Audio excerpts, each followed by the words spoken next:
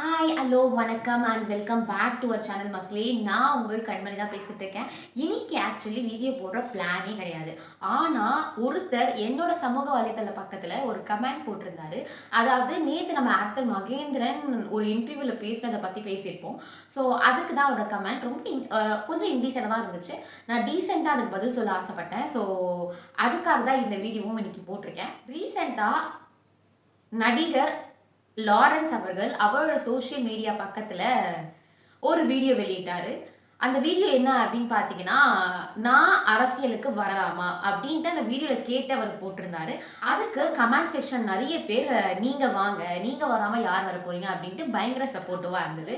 அந்த வகையில எனக்குமே நடிகர் லாரன்ஸ் சினிமால இருந்து அரசியலுக்குள்ள வர்றது வந்து ரொம்ப பெரிய விஷயமா எனக்கு தெரியல. ஏன்னா நடிகரா பல பேருக்கு அவரை தெரிஞ்சிருக்கலாம். ஆனா நெறைய சமூக சேவைகள் மக்களுக்காக அவர் பண்ணியிருக்காரு. அந்த வகையில அரசியலுக்கு அவர் வராம வேற யார் வந்தா கரெக்ட்டா இருக்கும்? அண்ட் இப்போ நான் ஏன் இத பத்தி பேசியிருக்கேன், இதுக்கும் எனக்கு வந்த கமெண்ட்டுக்கும் என்ன சம்மந்தம் அப்படின்னு பார்த்தீங்கன்னா, இந்த வீடியோ ஓகே. இன்னைக்கு காலையில 10 மணிக்கு அதே சமூக வலைத்தள பக்கத்துல அவரு இன்னொரு வீடியோவும் பதிவேற்றம் பண்ணியிருந்தாரு. அந்த வீடியோல எல்லாமே எனக்கு சரியா பட்டுச்சு.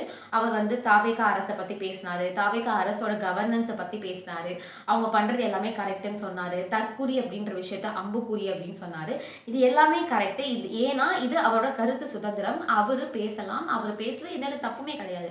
பட் இந்த உதாரணம் எனக்கு பொதுவாவே தவறா பட்டது. ஏன்னா ஓட்டு போட்ட மக்களுக்கும் சரி, ஓட்டு போடாத மக்களும் சரி, அவங்க எல்லாருக்குமே ஒரே முதல்வர் நம்மளோட சிஎம் விஜய் தான். ஸோ அப்படி மக்கள வந்து ஒரு நாய் கூட கம்பேர் பண்ணி, நாய்க்கு வந்து சில நாய் பிஸ்கெட் போட்டா அடங்கிரும். சில நாய் பிரியாணி போட்டா அடங்கிரும். ஸோ யாருக்கு எப்படி நம்ம வந்து யாருக்கு என்ன மாதிரி பண்ணா இவங்க நம்ம வழிக்கு வருவாங்க, நம்ம தான் கண்டுபிடிக்கணும் அப்படின்ற மாரி so and so used to talk.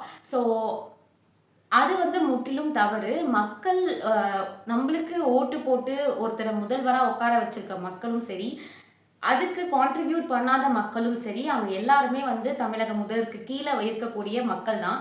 So அவங்கள வந்து எந்த நாய்க்கு எது போட்டா கரெக்ட்டா இருக்கும் அப்டின்ட்டு அவங்கள வந்து கொஞ்சம் இழிவா பேசுறது ரொம்பவே தவறான செயல். அது எக்ஸாம்பிளாவே இருந்தாலும், அது அவரோட கருத்தாவே இருந்தாலும், உதாரணத்துக்கு கூட இந்த ஒரு வார்த்தைய உபயோகப்படுத்தியிருக்க வேண்டாமே அப்படின்றது என்னோட கருத்து. இத வந்து நியாயப்படுத்தி ஒருத்தர் எனக்கு Instagramல வந்து நீயும் அந்த நாய் தான் அப்படின்ற மாரி சொல்லியிருந்தாரு. ஆனா எனக்கு வந்து ரொம்ப பெருமையா தான் இருந்தது. பிகாஸ் ஆனா உங்கள மாரி எல்லா மக்களும் வந்து சந்தோஷப்படுவாங்களான்னு கேட்டா கிடையவே கிடையாது. ஸோ மக்கள உங்கள ஓட்டு போட்டு முதல்வரா உட்கார வச்சிருக்க மக்கள வந்து ஒரு நாய்க்கு நிகரா வந்து கம்பேர் பண்ணி பேசுறது வந்து ஒரு தவறான விஷயம். மனுஷன் எப்பவுமே வந்து அனிமல் ஆகிட முடியாதுல்ல.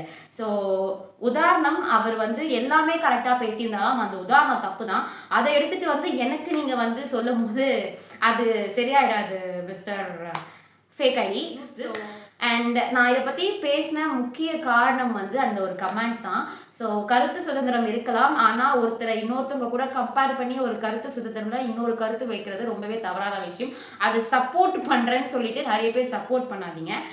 இந்த ஒரு முக்கியமான விஷயத்த பத்தி தான் பேசணும்னு நான் நினைச்சேன். So I am not opposing mister actor Lawrence. So அவர் பேசின எல்லா கருத்தும் சரி, ரொம்ப ரொம்ப சரியான கருத்து.